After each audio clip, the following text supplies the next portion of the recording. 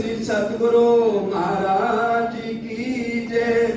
श्री महामती कहे मोमिनो सुनियो ये बीतक, आगे फिर कहत हूँ जो आज्ञा है हक, जो आज्ञा है हक। तब बोल दे आरोग दे और मिठाई कई हाथ। प्राणों के आधार आत्म संबंधी सुंदर साहब जी, आप सबके चरणों में कोटि कोटि प्रणाम। राम जी भाई के घर में, उनके बगीचे में धामधनी स्वयं श्यामा महारानी सदगुरुदेव चंद जी विराजमान है और सुंदर साहब की बहुत भीड़ लग रही है। सब सुंदर साहब दौड़ दौड़ के आ रहे हैं क्योंकि आड़िका लीला भी चल रही है और यहाँ पर तबोर भी आरोप रहे हैं और मिठाइयाँ आरोप भी रहे हैं और राज्य महाराज श्री कृष्ण जी के रूप में मिठाइयाँ भी लाकर दे रहे हैं। जमुना चले अलाखले चल दिखावे एकांत। देखिए कितनी बड़ी बात है। एक बार सुंदर साथ ने सदगुरुदेव चंद जी को कहा, आज तो हमें पाट घाट में जो जमुना जी बह रही है उसके दर्शन करा दीजिए। तो कितनी देर लगनी थी। श्यामा महारानी सदगुरुदेव चंद जी ने दीवार पे बस ऐसे उंगली फेरी तो परम धाम वाला जमुना जी का जल आने लग गया। आज भी वो पूरा नौतनपुरी हम जाए मंदिर में देखें तो उतनी जगह उन्होंने रखी हुई है। तो सब सुंदर साथ में जो हम झीलना बोलते हैं मिलकर बोलेंगे, मारा वाला जी चलो जमुना जल झीलिए, मारा वाला जी चलो जमुना जल झीलिए। जमुना जल झीलिए, जमुना जल झीलिए, जमुना जल झीलिए, जमुना जल झीलिए। ओ मारा वाला जी चलो जमुना जल झीलिए, मारा वाला जी चलो जमुना जल झीलिए। पाट घाट की देवरी में जाना मत कीजिएगा, घाट घाट की देवरी में जाना मत कीजिएगा।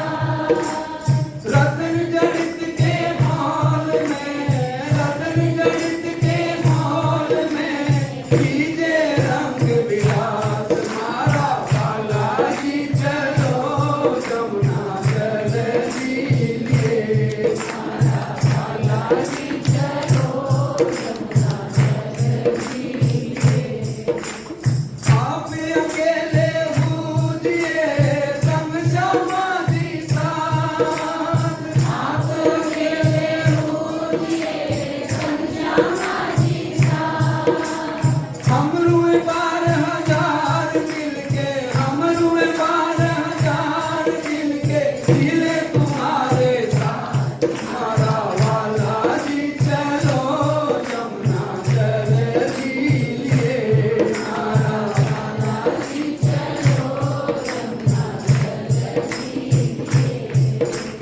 कुंजवन की रेती में पिया चलो दौड़िए जाए। कुंजवन की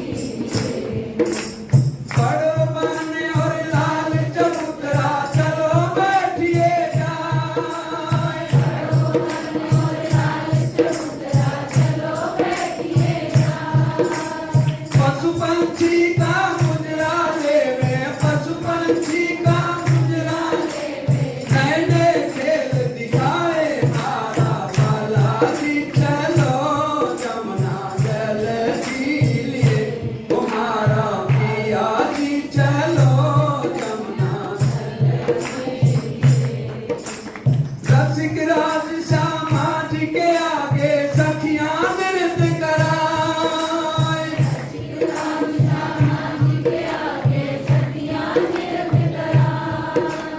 जा पर चितवत हेत सो, जा पर चितवत हेत सो, के तक नैन सिराए मारा वाला जी चलो।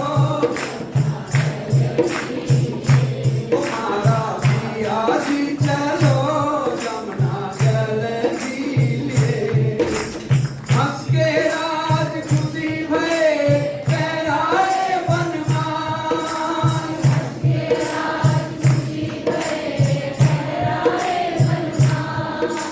सखी सकुंडल अर्ज करत हैं, सखी सकुंडल अर्ज करत हैं, बलि बलि राजकुमार मारा वाला जी चलो।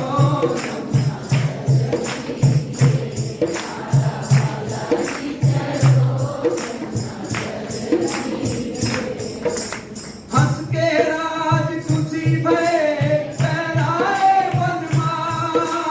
हंस के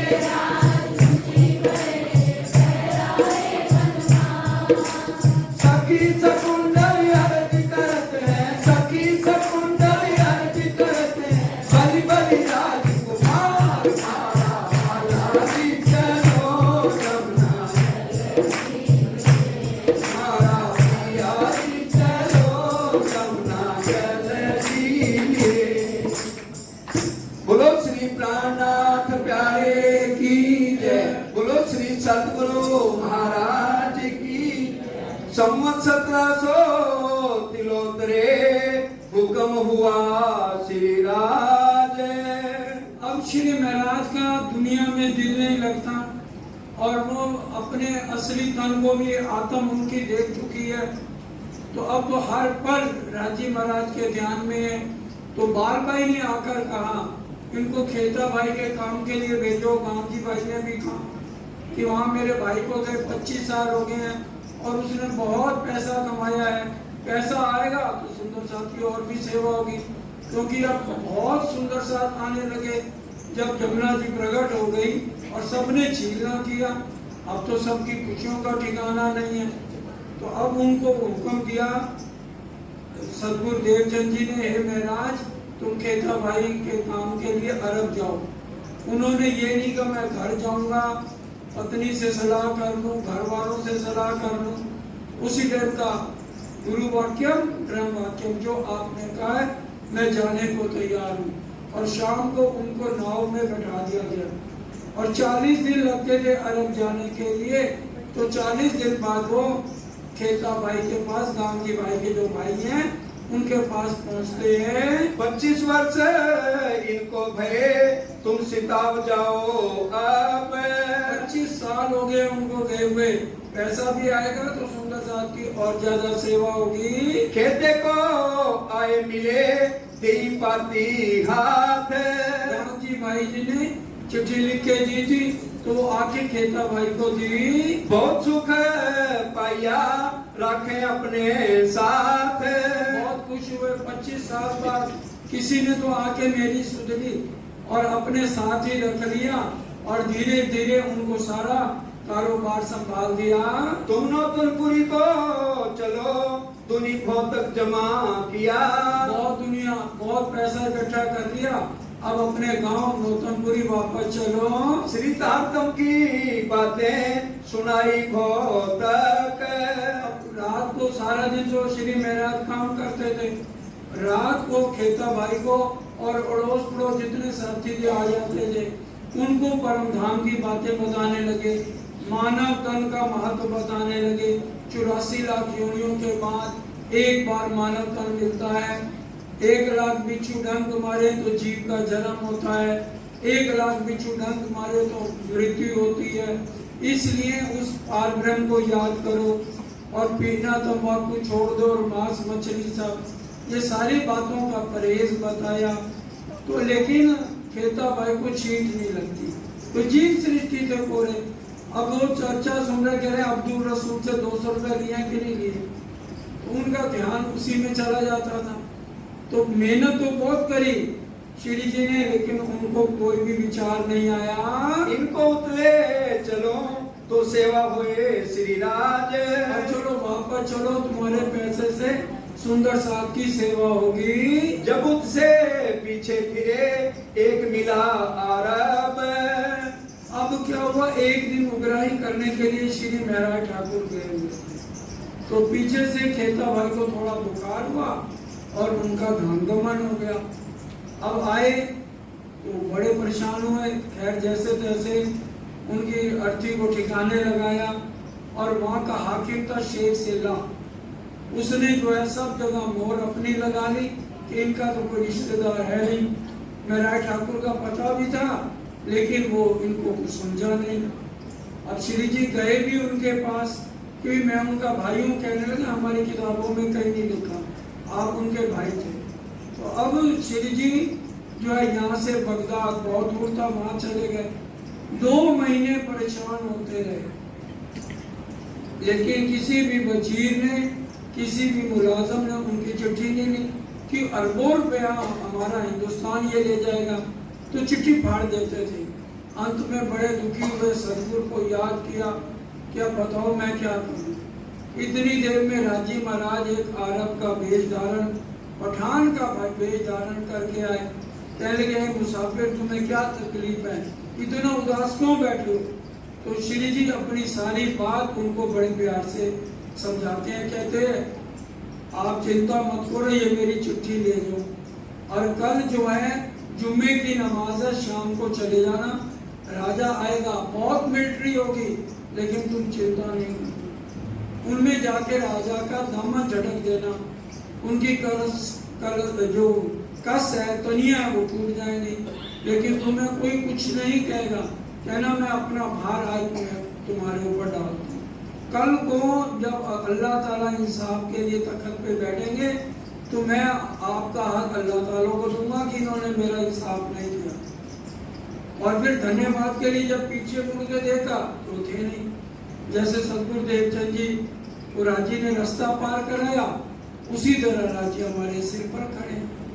तो अब जुम्मे वाले दिन चले गए, शाम के समय राजा आया नमाज के लिए, जुम्मे की नमाज, और बहुत भीड़ थी, पुलिस का पहरा था, भाई राजा बादशाह सलामत नमाज के लिए आ रहे हैं। तो ये भीड़ में से चीरते हुए राजा का दामन झटक दिया जोर से। तो सब सिपाही जो है तलवारें भाले लेकर मारने लगे, तो राजा ने रोक दिया। चिट्ठी पढ़ी तो बहुत परेशान हो गए, कहने लगे लात फक जा बनी, हे मेरे बेटे तुम चिंता नहीं करो, मैं तुम्हारा इंसाफ करूंगा। अब तुम्हारा गुनाह भी माफ कर दिया जो तुमने मेरा दामन झटका है। अब राजा उनका एड्रेस लेना तो भूल गए। अगले दिन मुनादी फेरी गई, किस शख्स ने बादशाह सलामत का दामन झटका। तो ये पहले ही खड़े थे, कहने लगे उस शख्स में। तो 2 सिपाही आए थे, वो इन दोनों को श्री साहब को पकड़ के ले गए। राजा ने उनको डांट लगाई कि मैंने हुक्म दिया है, कोई ये बंदी थोड़ी है, पीछे हटो, और अपने कुर्सी के साथ बैठाया। और कहने लगे कि भी तुमने मेरे ये वजीरों को क्यों नहीं कहा, जबकि एक दिन पहले बादशाह को कहा इन्होंने कि 2 महीने मैंने धक्के खाए हैं। आज जो है ना उनकी शिकायत नहीं लगा, बचा लिया कि कोई देत का साला तुमको, तुम भला चाहिए, दिन कोई हमारा कितना बुरा करे, ये हमारे लिए सिखापन है। उन्होंने उसी टाइम एक चिट्ठी लिखी और अपने एक आदमी को कहा, शेख सिल्ला ये चिट्ठी पढ़ते भी तूने चाय नहीं पीनी, पानी नहीं पीना, पहले जितने गोदामों को ताला लगाया है वो इनको सारे ताले खोल। श्री जी बड़े खुश हो गए, अब सारे ताले खुल गए। अब शेख सिल्ला के दिल में बेईमानी आ गई, उसने नौकरों को पैसा दिया, कहा भाई आज रात को इनके सारे गोदाम जला दिए जाए। उधर से जो है श्री महाराज ने चिट्ठी लिख दी थी गांधी भाई को और सतगुरु महाराज को कि ऐसे ऐसे खेता भाई का दामगमन हो गया। तो बिहारी जी और श्याम जी जो गांधी भाई के बेटे थे, ये दोनों आ गए और आकर के पूरे ईमानदारी से सारा हिसाब किताब किया। उन दोनों के दिल में बेईमानी आ गई और वो कहने लगे कि भी अगर हमने सच्ची बात जाके बता दी तो इसका तो बोलबाला हो जाएगा। और सतगुरु देवचंद जी भी बूढ़े हो रहे हैं तो उनकी गद्दी जो है ये ले जाएगा। तो वापस आए, इन्होंने जितना सामान हो सकता था दिया और कहा भाई तुम चलो, मैं 15 दिन में और ट्रक भर के माल ला रहा हूँ। पूरा जो लोका है, बड़े बेड़े कहते हैं, उनको भर के ला रहा हूँ। अब दोनों सोचने लगे, पैसा तो थोड़ा इन्होंने रख लिया, कुछ जाके दिया, सोने की ईंटें वगैरह जो भी थी। और बिहारी जी ने भड़का दिया सतगुरु देवचंद जी को, और श्याम जी ने गांधी भाई को भड़का दिया, चोर है एक नंबर का। और इन्होंने खुद ही खेता भाई को मार दिया, सारा पैसा हड़प लिया है। अब वो तो मारने वाले नहीं, सतगुरु देवचंद जी अंतर्यामी है। डांट लगा दी बिहारी जी को। फिर ये बाल भाई के पास चले गए और बाल भाई को कहने लगे, देख अब खेता भाई गुजर गया, उसकी पत्नी, उसके बच्चे और उधर से हमारे सब की जिम्मेवारी तेरे ऊपर है। तू राजा को शिकायत लगा दे, कल को वो रोज आने वाला है, सारा सामान तेरे नाम होगा, तेरे को मिल जाएगा। और वो चली तो गई और लिख भी दिया। अब जब श्री महाराज पूरा बेड़ा भर के लाए तो पूछा बादशाह ने कि भी ये किसका सामान है? कहने लगे ये मेरा सामान ही, ये गांधी भाई का सामान है, उसके ये मालिक हैं, मेरा तो एक बिस्तर है और ये अटैची है। इनको तो रिहा कर दिया गया, लेकिन वो सारा सामान राजा के खजाने में जमा हो गया। अब तो बाल भाई को बड़ा दुख लगा, मैंने तो शिकायत की थी कि सारा सामान मेरे को मिलेगा। अब वो और परेशान हो गई और कहने लगी सतगुरु देवचंद जी को, अगर आपने इसकी जो है प्रणाम स्वीकार करी तो मैं कुएं में कूद जाऊंगी। कुआं बना हुआ था। अब राजी महाराज अंदर विराजमान है, सोचने लगे अगर मैंने प्रणाम ले ली तो ये तो कुएं में कूद जाएगी, महिला जाता है, इसका भरोसा भी नहीं। चलो महाराज को तो फिर मैं मना लेंगे। तो कैसे उनके प्रणाम स्वीकार 5 साल बाद आए थे, 1703 में गए और 1708 में 5 साल बाद वापस आए। अब बड़े दुखी हो गए, चरणों को छूने लगे तो उन्होंने चरण पीछे हटा लिए। इतना दुख भी, चलो सारा संसार छोड़ गए। अब गुरु महाराज को ही विश्वास नहीं है तो कहते हैं अच्छा अब जब आप बुलाओगे तो मैं आऊंगा, मैं भी आपको प्रणाम करने वाला हूँ। अब अपने भाई सांवरिया ठाकुर के घर चले गए। 1 साल वहां रहे। साल के अंदर 6 ऋतुएं होती हैं, सुंदर साथ जी। बसंत ऋतु थी जब वापस आए तो उसके अंदर 6 ऋतुओं का 2-2 महीने का बहुत विरह किया। खटुती में 2 तरह के विरह हैं। पहले 6 प्रकरणों में सतगुरु महाराज के लिए विरह किया गया है 6 ऋतुओं में, कि हम एक ही पूरी बैठे नौतनपुरी माए, लेकिन जितने भी त्योहार आ रहे हैं सारा सुंदर साथ आपके चरणों में है, एक नहीं है तो मैं नहीं बैठा। बहुत विरह किया, लेकिन ये विरह उतरा हफ्ते में जाके किया सांवरिया ठाकुर के घर। अब सांवरिया ठाकुर की पत्नी भाभी आई, कहने लगी किसके लिए वियोग कर रहा है, किसके लिए दहाड़े मार कर रो रहा है? कहने लगी देवर था, छोटा था, तू करके बोल रही थी। अरे तेरे को सारा शहर, यहाँ तक तेरा सतगुरु गुरु वो भी तेरे को चोर समझते हैं और तू उनके विरह में रो रहा है और उन्हीं भाई के टुकड़ों पे पल रहा है जिनको तलवार से मारने दौड़ा था, क्योंकि महाराज ठाकुर और गोवर्धन ठाकुर अपने भाई को मारने दौड़े थे। कि तेरे को शर्म नहीं आती, उन्हीं के टुकड़ों पे पड़ रहा है।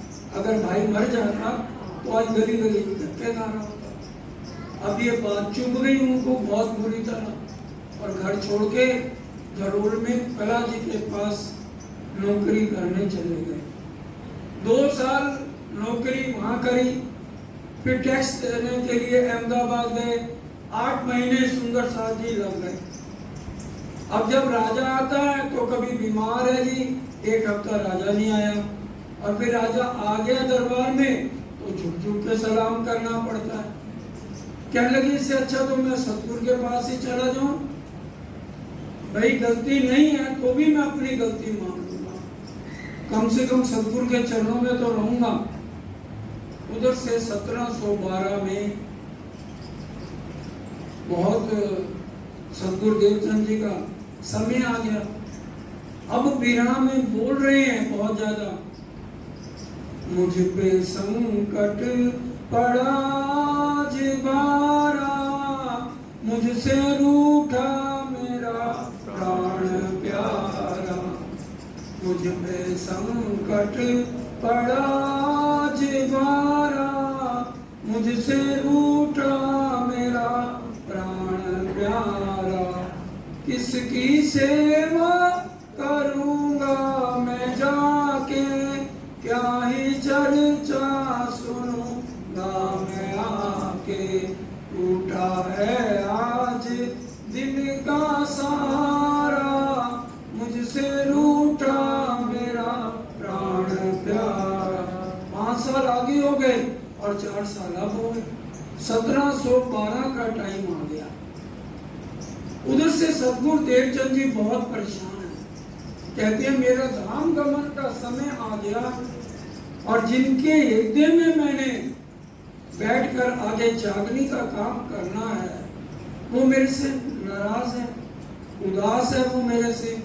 इंद्रावती ठाड़ी करे रुदन, मूल मिलावे की तरफ जाते हैं तो चांदनी चौक से 100 सीढ़ियां चढ़ते हैं तो दरवाजा बंद है। राजी कहते हैं पहले जिसके हृदय में तुमने जाकर बैठ के चर्चा करने, पहले उसको बनाओ तब धाम का दरवाजा खुलेगा। अब बहुत परेशान बिहारी जी को कहते हैं जाओ फौरन जो है श्री महाराज को बुला के लाओ। सबके सुंदर साथ के बीच में कहते हैं इंद्रावती सिंधी में रो रो के भजन बोलती थी, वो मेरे को भजन तो कोई सुना दो, तो अजबाई भजन सुनाती है। जानून कोड़ धड़ धड़ धड़ कोड़ मथना, मथा मथा कोड़ मुंह मुंह कोड़ जिब्यन, इतरा मिठी तो ही जा ताजे गुण गिनन, हार तो ही जाही करी पूजीते ना सब। फिर इसका अर्थ बताते हैं सतगुरु। वो महाराज कहते थे कि हे मेरे सतगुरु महाराज, आपने मुझे ये एक धड़ क्यों दिया, करोड़ धड़ देने थे और एक एक धड़ पे करोड़ करोड़ मत्थे लगाने थे, एक एक मत्थे पे करोड़ करोड़ मुख लगाने थे, एक एक मुख पे करोड़ करोड़ जिभ्याएं लगानी थी, एक एक जिभ्या करोड़ करोड़ बार आपका एहसान नहीं उतार सकती, मुझसे बोलती कि हमें इस चरकीन इस ब्रह्मांड के नरक से निकाल के अपने चरणों में स्थान दिया और मूल मिलावे तक हमारी सुरता पहुंचाई, हम आपका एहसान नहीं उतार सकते। ऐसे महाराज को जाओ बुला के लाओ। बिहारी जी गए और श्री महाराज बड़े खुश हुए, बिहारी जी का स्वागत किया। कहने लगे पिताजी ने ना अंबर कस्तूरी मंगाई, झूठ। कस्तूरी हिरण के नाभि में होती है और उसमें बड़ी खुशबू होती है, अगर हम अंबर कस्तूरी को अपने कपड़ों में रख दें पूरे कमरे में खुशबू रहेगी। उन्होंने ला दी और बात को दिल में रखा, झूठ बोल रहे। फिर कहने लगे सतगुरु महाराज कोई भी नहीं है जो उसको बुला के लाए। बालबाई आती है, वो भी ये नहीं कहती बीमार है, कहती बहुत समय हो गया, कभी आते जाते मिल जाया करो।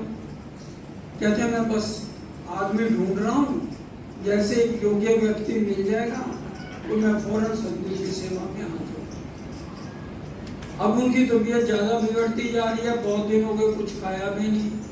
सतगुरु महाराज ने फिर बिहारी जी को भेजा जाता है। श्याम जी और उनके दोस्त यार, संगत अच्छी नहीं थी बिहारी जी की, तो वो सब उनको समझाते हैं अगर तू सीधा जाके कह देगा तो गद्दी जो है ना मेरा ठाकुर हड़प लेगा। अब वो जाके कहते हैं पिताजी ठीक है, पेट में दर्द है, कोई दवाई दे दो। दवाई लेके आ जाते हैं।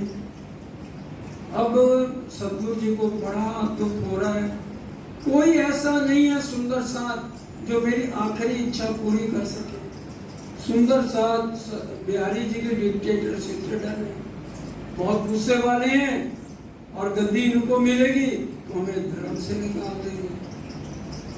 आखिर में बाल भाई को समझ आती है कि गलती तो मेरी है, मैं ही जड़ हूं, तो दौड़ी दौड़ी जाती है, कहती है महाराज तुम्हें क्या हो गया? सतगुरु महाराज का अंतिम समय आ गया है और वो तुम्हें याद कर करके रो रहे हैं। तो कहने लगे मेरे को किसी ने ये बात कही नहीं। उसी समय कला जी के पास जाते हैं, कहते ये रे चाबियां, मैं तनख्वाह अपनी बाद में ले लूंगा, अगर जितना पैसा कम पड़े मेरे से काट ले। और उसी समय बाल भाई के साथ आ जाते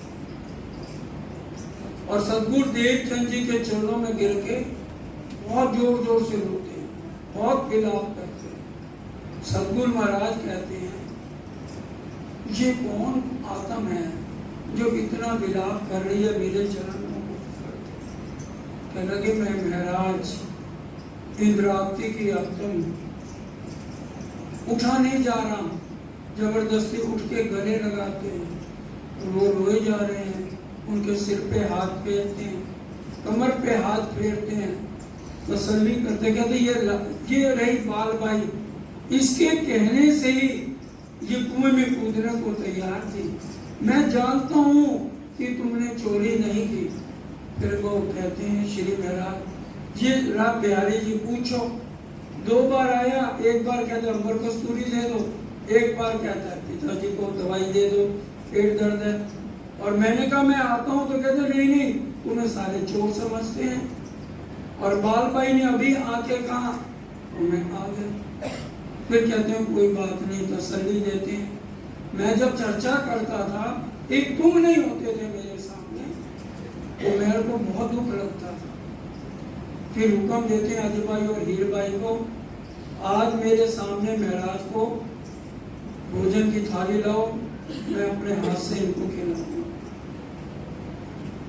उस दिन खिचड़ी बनेगी क्योंकि सतगुरु महाराज की तबीयत ठीक नहीं है। अब खिचड़ी आ गई तो देखिए कितने जुल्म बिहारी जी कर रहे हैं। फिर भी बिहारी जी को कहते हैं आओ मेरे साथ मिलकर हम दोनों भाई इकट्ठे भोजन करते हैं। वो गुस्से से दांत पीस रहे हैं कि भी आज तो आ गया तो मेरी गद्दी तो गई। तो कहने लगे मैं और तेरे जैसे आदमी के साथ बैठ के भोजन करूं, हो नहीं सकता। अब सतगुरु देवचंद जी पूछते हैं भाई क्या बात है, क्यों आपस में दोनों परम धाम के आत्मा बहन लड़ रहे हो? तो श्री महाराज कहने लगे आप हुक्म करें, बिहारी जी और मैं इकट्ठे भोजन करें। अब बिहारी जी सतगुरु के कहने से हाथ हो गए, खिचड़ी में लाइन डाल दी। देख महाराज खबरदार अगर तूने अपनी उंगली मेरी खिचड़ी में डाली, मैं तेरे साथ भोजन नहीं करता, जबरदस्ती बैठा। वाणी में भी लिखा थे 2 बंदे हम श्यामा जी के, नसली और नजरी, और हक का पैगाम देने के लिए दोनों के रास्ते अलग अलग हो गए। नस्ल से बिहारी जी हैं और नजर से श्री जी हैं। अब यहाँ पर 22 दिन तक सतगुरु महाराज उनको अपने साथ रखते हैं और सारी बातें समझाते हैं भविष्य की।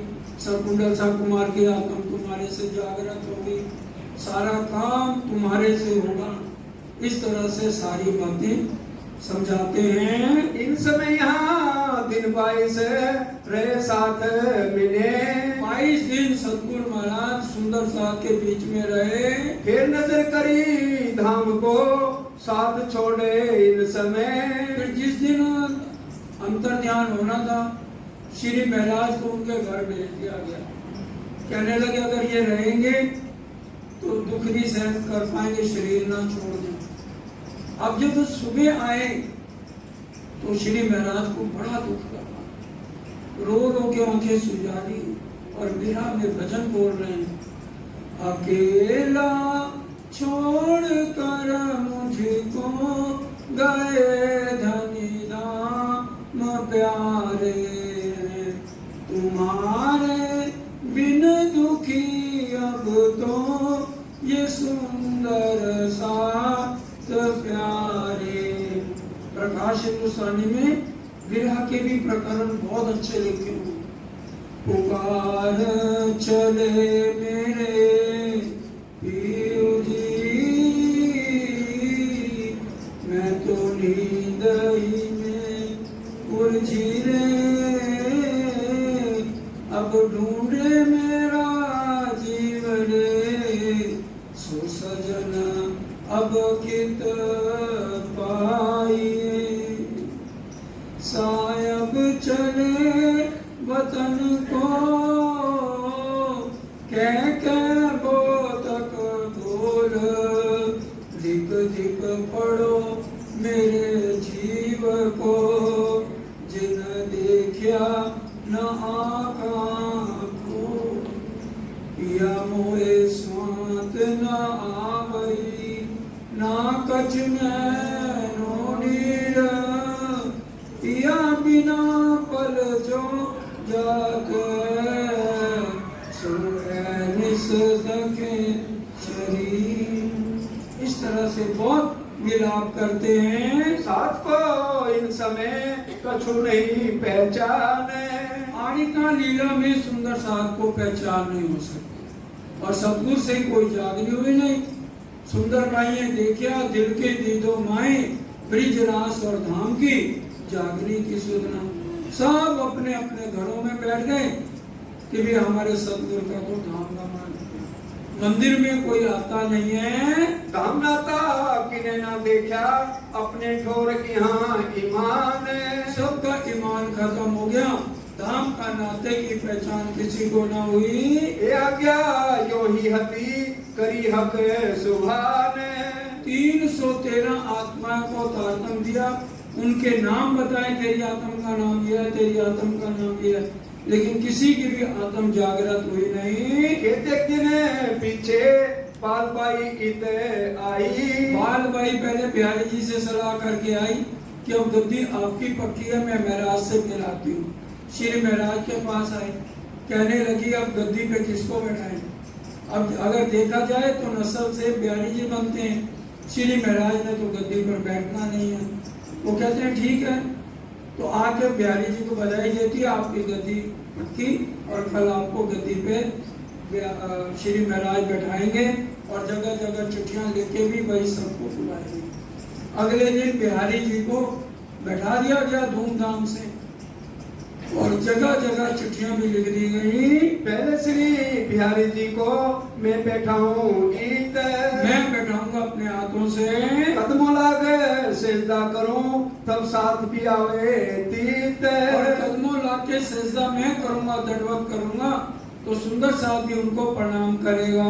ये मसरत करके आई बाल बाई अपने घर। बाल बाई हंसते हुए घर आती है। समय दिन देख के पहुंचे उस काम ऊपर, उनको गद्दी पे बैठा दिया गया। आए के बिहारी जी को बैठाए ऊपर मसनंद, गद्दी पे बैठा दिया। आज से आप ही अक्षरातीत दाम धनियों, क्योंकि वाणी उतरी नहीं थी, किसी को भी पहचान नहीं थी। कदमों लाग के बैठे फिर घर में भया आनंद। सुंदर सा शर्मो शर्मी आने लगे। सब समझते थे कि बिहारी जी को चर्चा नहीं आती है। संवत 1712 आसो महीने में, 1712 में आसो महीने में उनको गद्दी पे बैठाया गया।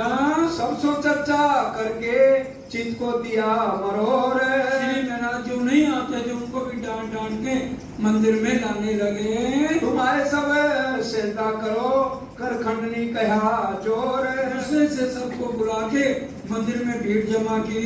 सब साथ का दिन से आए हुक्म तले निज धाम। श्री महाराज का कहना मान के सब आने लगे। चर्चा व्रत संध्या को करने लगे इस ठाम। सुबह और शाम बिहारी जी चर्चा करते हैं। चर्चा श्री धाम की करे बिहारी जी बाहर। बोलो श्री प्राणनाथ प्यारे की चर्चा करे बाहर। चर्चा तो पता नहीं है क्या होती है, तारतम ही नहीं दिया वो बिहारी जी ने। शिव जी अब वो कभी रामायण की एक चौपाई ले लेते हैं, कभी बिहारी कोई चुटकुला सुना देते हैं, कभी महाभारत की कोई बात करते हैं। और वह एक चौपाई उनको याद थी, स्वरूप सुंदर सन को कोमल रो देखना ना कोमल चौपा। ये चौपाइयाँ तो बाद में उतरी हैं, लेकिन सदगुरु महाराज इस चौपाई पे चर्चा करते हैं। हे सुंदर सा देखो तुम्हारे सामने साक्षात धाम धनी, जिनका इतना सुंदर स्वरूप है और अच्छे कपड़े पहन के बैठ जाते हैं। इनके चरणों में प्रणाम करो, जी भर के पैसा कमाओ और अपने गुरु महाराज की सेवा करो। जब तुम्हारी इच्छाएं पूरी हो जाएंगी, मैं वह हुक्म करूंगा और खेल खत्म हो जाएगा, तुम्हें परम धाम में उठा दूंगा। सब उत्सव कीर्तन हुआ साथ पीने, सुंदर साथ के अंदर खुशियां होने लगी। शर्म पड़ी सबको जान धाम अपने। अब आके धाम के रिश्ते से सुंदर साथ आने लगे। अब चौपाई दोहरा दो। जाने धाम अपने, जाने धाम अपने, सब उत्सव कीर्तन, सब उत्सव कीर्तन हुआ साथ मिले, हुआ साथ मिले। शर्म पड़ी सबको, शर्म पड़ी सबको जाने धाम